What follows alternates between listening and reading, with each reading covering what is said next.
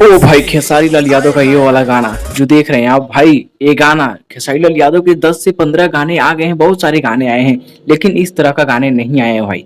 खेसारी लाल यादव का यह वाला गाना बिल्कुल धमाल मचाएगा भाई, जो 100% वायरल होगा भाई, मिलियन में जाएगा, व्यू इसका 100 मिलियन प्लस ही जाएगा भाई। इस गाने का अंदाज ही ऐसा है कुछ भाई कि यह गाना तो पक्का 100 मिलियन प्लस जाएगा।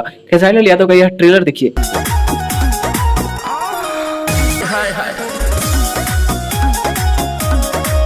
ओहो भाई, अखिलेश कश्यप का गजब का ये गाना है भाई। अखिलेश कश्यप 10 से 15 गाना लिखते हैं, उसमें से एक गाना ऐसा होता ही है कि वायरल चला जाएगा। और खेसारी लाल यादव क्योंकि ट्रेंडिंग स्टार है, खेसारी लाल यादव का तो कोई जवाब ही नहीं भाई, क्योंकि खेसारी लाल यादव जब भी गाते हैं तो मिलियन में जाता ही है। लेकिन कुछ ये अलग प्रकार का गाना है ये भाई, गाना तो 100% वायरल होगा। दोस्तों पावर स्टार पवन सिंह इस समय गाने नहीं ला रहे हैं उतना ज्यादा, लेकिन खेसारी लाल यादव भाई, खेसारी लाल यादव का तो कहना ही नहीं है।